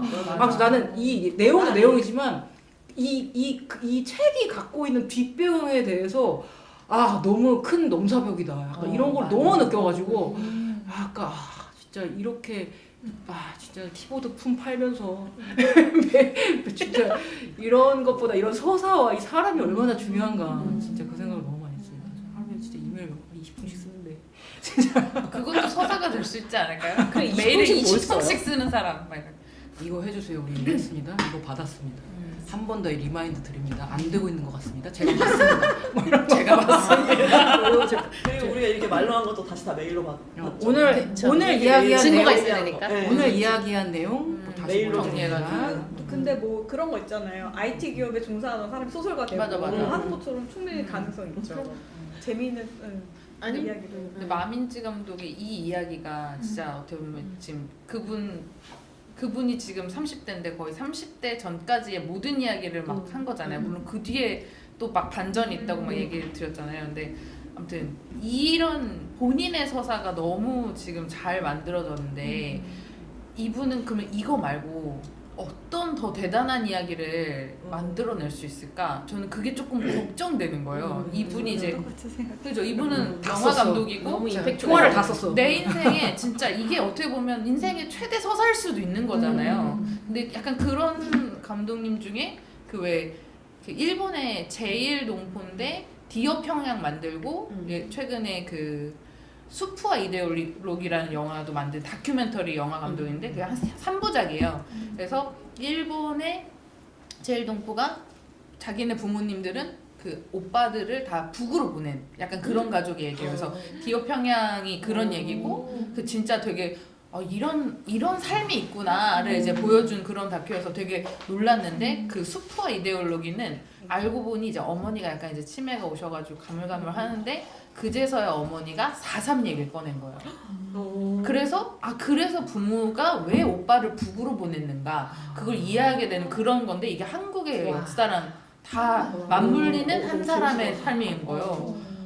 근데 이제 그게 진짜 너무 대단한 대작이고 한데 그분은 그냥 평생 자기의 가족 얘기를 계속 하고 있거든요. 근데 그게 엄청난 역사여서 그게 계속 임팩트가 있는데 우리 마민지 감독님은 이제 아무리 거슬러 올라가도 이제 더 이상 4.3이나 이런 게 없잖아요. 그래서 아니 아까 햄씨 얘기한 거랑 똑같아요.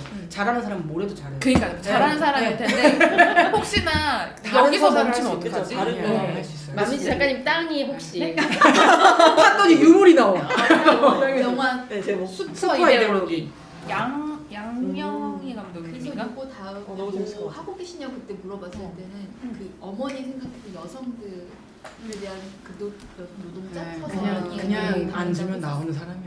어. 그 우리 옛날에 친애는 나의 집에게 그 책 읽었을 때 그 작가도 전혀 다른 강아지에 대한 얘기 썼는데도 그 책도 엄청 다르고 같이 그래요? 썼는데 그 책도 맞아요. 엄청 좋았고 네, 네, 전혀 그러니까 그래서 다큐 감독이 이 다큐 되게 찍었던 건 전혀 다른 상관없는 뭐 한국의 역사에 대한 쓴 사람이 남미에 가서 또 그 역사를 쓰기 시작하면 또 어쨌든 그 뚫어보는 그 시야가 다르기 때문에 프레임이 다르기 때문에 잘하는 사람 맞아 이 사람은 연예인 걱정하지 맙시다. 맙시다. 근데 이분 트윗 연예인 봐서 걱정 연예인 걱정. 저는 그래서 이분이 결과적으로 책도 잘 되고 영화도 잘 되고 해가지고 좀 이제 잘 됐으면 좋겠다 계속 그런 생각이 저도 들더라고요. 네, 그래서 어떻게 더 잘 됐으면 궁금하고. 네. 좋겠어요. 나중에 다시 육평 아파트로 가는 거야. 아우 사실 오빠 걱정 안 해도 될 것 같아요. 잘 됐으면 좋겠어요 진짜.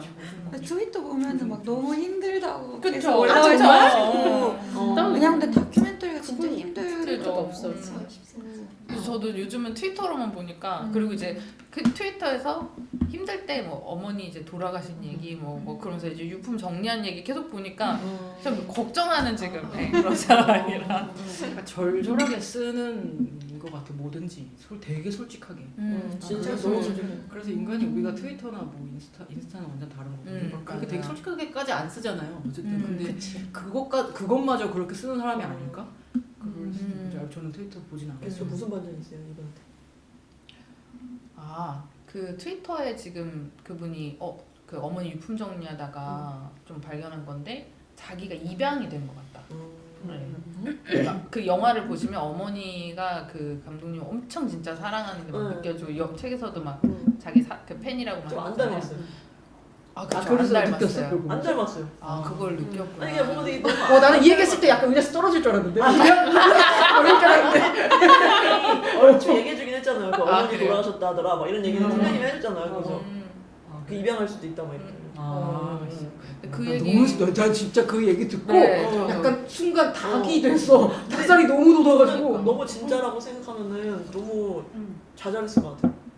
스스로. 이게 왜냐면 엄마 아빠가 만약에 그렇게 사랑을 해주셨지만 어쨌든 엄마 아빠 때문에 너무 고생한 기간도 길잖아요. 이제 자기가 이걸 책임지고 막 아버지를 어떻게 해보려고 하고 막 그랬는데 또 어머니도 돌아가시고 자기가 입양을 했다고 하면 뭔가 충격적일 것 같은데. 네, 너무 충격적이었어요. 그리고 저는 어머니가 그 보여줬던 사랑 그게 너무 그게 너무 대단하다라고 생각을 했었거든요. 그리고 이제 영화 개봉했을 때도 맨날 어머니가 막 혼자 두 명인가 보는 영화관에서 어머니가 기립박수를 혼자 치셨대요. 근데 그거를 마침 트위터에 있던 사람이 누가 본 거야. 그래가지고 어떤 분이 기립박수를 쳐서 봤더니 화면에 있던 그분이야. 근데 그런 얘기를 또 다 아니까 그 어머니가 너무 사랑하는구나 막 이런 걸 하는데 입양이었다. 아니 그게 되게 충격이었어요 작년에. 그래서 이후에 이야기가 또 있을 것 같고 그다음에 이제 어머니가 코로나로 돌아왔거든요. 이게 또 한국 사람 엮여버리니까 이 사람 너무 힘들겠다 그런 생각도 들고. 저 생각났어요. 막 그 코로나 때 저는 계속 100% 재택이었기 때문에 당시에 집에서 나가면 안 돼. 그때 뭐 가야 됐어가지고 엄청 패닉돼 있었거든요. 막 대구 터지고 근데 당장 비행기를 타야 되는 상황이었어요. 그러면은 어떡하지 나가면 안 돼 이러고 있었는데 그때 막 텔레마케팅 터지고 막 그랬었잖아요. 근데 그게 너무 생각나는 거예요. 텔레마케팅 그때 막 사람들 다 공포에 질려 있고 이게 뭔지도 모르는데 막 텔레마케팅에서 다 터졌다. 그때 또 뭐 게이바 가가지고 다 터졌다. 맞아. 텔레마케터 하시다가 그럼 코로나 걸리신 거예요? 네. 그 어머니가? 그래서 그런 거예요? 아니 뒤에 나오잖아요. 아 그래요? 텔레마케팅 하다가? 그 아 그래요? 맞아. 그게 나와요 여기? 맨 뒤에. 그리고 그때 또 여기서 생애 구슬사에서 내가 딸 때문에 이렇게 내가 동기가 돼가지고 살아갔다 이 얘기를 저희 엄마도 사실 똑같이 얘기하셨거든요. 근데 그게 너무 생각나면서 이제 그 어머니 서사를 구슬기 구슬생애사. 진짜 그 용기가 진짜 대단한 것 같아요. 이런 어머니 그때까지 준비하셨어. 그러네. 나도 이거 읽은 지 오래돼갖고. 그리고 엄청 여성 인권에 대해서 되게 관심 많으신 것 같더라고요. 그 트위터 보면은 마미지 감독. 풀게 또 막. 근데 또 이슬아 작가랑 저는 좀 계속 생각났었어요. 좀 이제 결이 너무 다르기는 하지만은 가족 얘기를 엄청 솔직하게 이야기하는데 까도 계속 나오고 사는 거 자체가 계속 지금은 뭐 결혼하면서 더 유명해졌잖아요.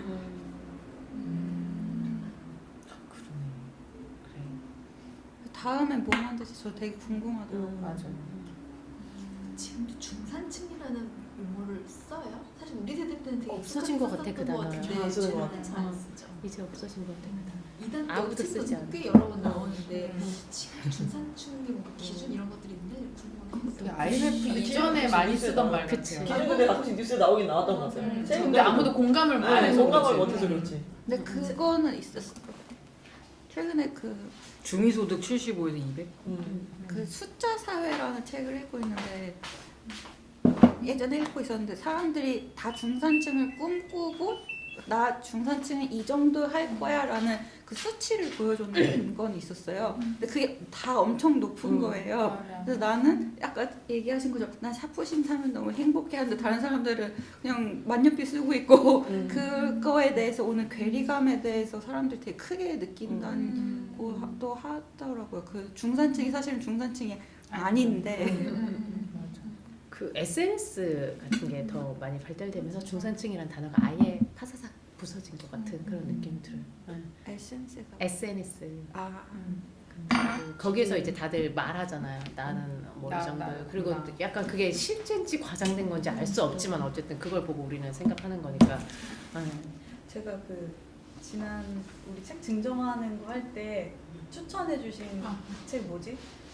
중공업 가족. 그게 그거 네. 그게 거제에 대한 이야기였는데 그걸 한 반 정도 있고 뒷부분 다 못 봤거든요. 근데 거기 앞에 보면 이제 그건 거제 한정된 이야기인지 모르겠으나 그 중산층 가정에 대한 어떤 프로토타입 같은 걸 얘기해줘요. 4인 가구에 아빠가 외벌이고 엄마는 집에서 충실하게 아이를 케어하고 하고 이제 딸 자식이 하나 있고 4인 가족의 기존화된 어떤 집들이 그런 그 울산도 마찬가지라고 해서도 얘기하는데 거제나 이런 울산 같은 중공업 기반의 제조업 중심의 도시에는 그러한 사람들을 위한 평형대 아파트가 쫙 지어지고 신도시가 형성되고 아내들은 항상 낮에 모여서 브런치를 먹으면서 정보를 교류하고 학원 픽업 이런 걸 항상 다 하고 아빠들은 하루 종일 회사에 묶여 있고 그리고 그 회사가 곧 자기의 제2의 가족이 된다. 왜냐면 그 안에서 형성된 관계를 통해서 거의 사택과 다름없는 아파트 단지에 살기 때문에 주말도 같이 보내고 일상을 다 공유하는 어떤 그런 가족에 대한 이야기의 서사를 거기서 이제 쓰면서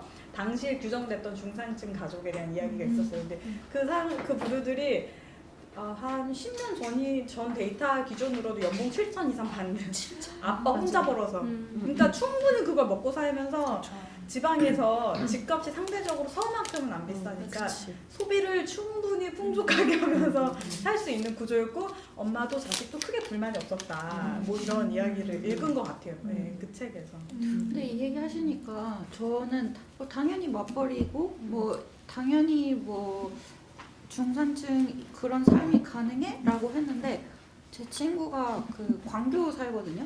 삼성이 되게 많은 동네잖아요. 거기는 그런 사람들이 많은 것 같더라고요. 그래서 너는 당연히 돈 벌지 마라고 이제 여자한테 얘기하고 남자는 이제 어느 정도 돈을 많이 벌고 애는 한두 명 키우고 당연히 해외여행 휴가 갈 때마다 가고 그래서 아내가 아침에 밥을 안 차려서 화를 냈다는 거예요. 아직도? 네, 자기 그 다른 그런 세상이 엄마가 존재하는 건 아니에요. 그 엄마가 일을 엄마들 안 하러 이제 다녀가지고. 픽업을 하는 거예요. 그러면서 엄마들끼리 이제 친해지고 그 얘기 그거를 아직도 이런 세상이 있다고 했는데 그 세상이 있더라고요. 약간 근데 그 세상이 가능하게 한 기준이 뭐냐면 그 사람들은 정규직이고 정년 될 때까지 거의 안 잘린다. 그리고 이 연봉은 물론 피크제 걸리긴 하겠지만 자녀 학자금까지 이게 다 나온다. 그러니까 근데 그게 우리 부모 세대 때랑 지금이랑 또 갈리는 지점이 집을 그 부모가 해줄 수 있냐 없냐 그걸로 맞벌이를 하냐 마냐가 되게 결정되더라고요.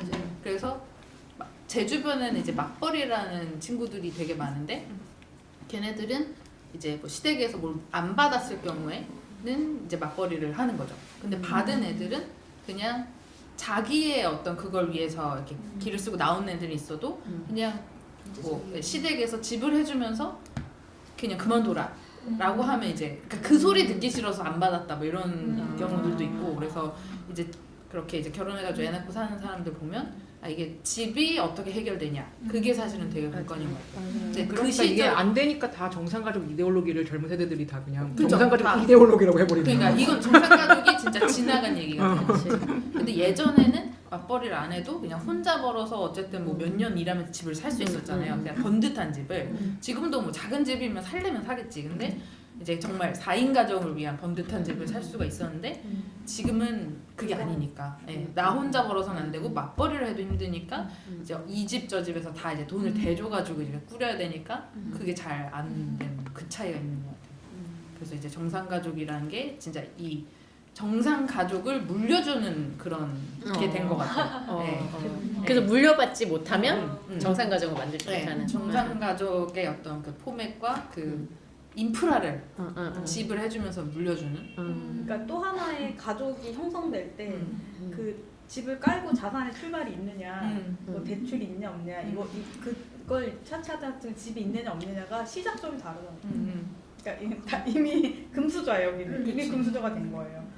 그리고 이제 부모 세대들이 재건축에 환장을 하는 이유가 내 새끼 집 하나 더 해줘요. 뻥튀기를 하려고 약간 그거인 거죠. 그거 말고 다른 방법은 없잖아요. 없죠. 집을 하나를 두 개를 만드는 방법은 없어. 아무리 내 자식을 진짜 천재로 키워놔도 얘가 보는 것보다 집이 보는 게 나니까. 집이 보는 제가 거. 그거 찾았어요. 여기 아까 얘기한 거 뭐지? 1965년부터 80년까지 소비자 물가는 8배 상승하는 동안 도시 근로자 소득은 28배 상승, 우와. 주택 가격은 39배, 그리고 택지 가격은 무려 108배 상승했다. 전그 108배. 108배란 말이 너무 108배라 인상 깊어가지고 108배. 105쪽에. 그 주택보다 토지가가 더 급하게 상승하는 거예요. 그쵸. 그 역시 땅이다. 땅에는 주택을 여러 채 올릴 수도 있는 거니까. 저 회사에서 되게 지금 이제 나온 회사긴 하지만 되게 자주 쓰던 그래프가 있었거든요. 하나는 되게 이렇게 돼가지고 그 임금 상승률, 그 임대료, 그리고 그 또 다른 거 자주 썼던 그 다이어그램 같은 거는 토지 가격과 건물 가격의 차이. 그럼 각각에서 어떤 걸로 이야기들이 풀려나가요? 그러니까 계속 하는 건 불평등이 이렇게 일어나고 있다. 이거 자꾸 우리가 똑같은 걸로 해서는 안 된다. 우리는 이제 저희 회사는 약간 혁신 막 변화를 해야 된다, 막 전환 막 이런 거를 주장하는 회사였기 때문에 컨설팅 회사이기도 했었고 그러다 보니까 변해야 된다를 이제 너 똑같이 하면 안 된다를 설득을 해야 되기 때문에 지금 사회가 이렇게 완전 사회 베이스가 완전히 다르다. 사회 혁신이었기 때문에 계속 똑같은 걸 하려고 하고 우린 다르게 접근을 해야 된다. 이거가 이제 나레이션의 하나였고 그리고 이제 건축가가 운영하는 사무실이었기 때문에 지금 건물을 지금 이런 임대 방식으로 하면은 말이 안 된다. 그러니까 뭐 예를 들어서 뭐 신사동이 젠트리피케이션이 올라가는 것도 땅 주인은 땅을 가진 사람들이 그 투자한 노고도 있지만은 거기서 저절로 올라가는 것들이 되게 많은데 그 수익들이 다 여기 땅으로 가고 나머지 뭐 문화적 가치 뭐 이런 것들 다 무산되고 그렇기 때문에 이렇게 빨리 그 불평등이 더 일어난다. 그래서 이 땅의 문제는 땅을 다르게 봐야 된다. 이런 나레이션이었어요. 옛날에 사회 우리 배울 때도 땅을 어떻게 나누고 땅값을 어떻게 할 것인가에 따라서 다 뭐 이념이나 사상이 다 바뀌고 뭐 공산주의가 땅에 대해서 그런 얘기 계속 지금 100년, 200년이 지나도 이게 결국 그게 뭐 토지 공개념 뭐 그것까지 논의가 돼야 되는 건데 그래 이렇게 해결 되지 않아. 근데 진짜 그 뭐라고 하지 영미권인 나라들이 다 그 부동산 때문에 문제가 엄청 많더라고요. 근데 예를 들어서 막 그 토지를 안 파는 나라, 국공으로 된 국자산 뭐라 그러죠? 국유자산. 국유자산인 데는 렌트비가 오스트리아 제일 행복한 나라. 맞아. 그러니까 땅을 이제 민간화한 나라들이 다 이제 부동산 그 영국도 그렇고 미국, 캐나다 다 지금 엄청 힘들어하는. 자본주의 이 신자유주의 체제 근간이 됐으니까 모든 자본이 다 거기로 쏠려서 시작되니까 큰 문제인데 되게 먼 얘기 같기도 하고 가끔은 나는 어차피 집 못 사니까 이런 생각을 잘 올라간다 하다 막 떨어지는데 뚝 떨어졌네 막 그냥 그런 뉴스를 이렇게 보는 거예요. 뭐 딱 찍고 미시부터 시작해가지고 뭐 S 어디야 SPI인 어디서 뭐 오는 거 이렇게 보면 리츠 시장이 난 얘기 막 이렇게 시장이 올라가는구나. 또 찍고 내려오겠지 뭐 이런 생각도 하면서 저는 너무 걱정되는 게 이렇게 렌트비는 계속 올라가잖아요. 렌트비 올라가는 게 무서운 거예요. 그러면은 근데 이거는 불어나는 돈이 아니잖아요. 그러면 내가 그럼 집을 계속 줄여야 되는 건가? 뭐 이런 생각이 들어서 좀 무섭더라고요. 그래서 저는 내 집을 사야겠구나. 땅을 먼저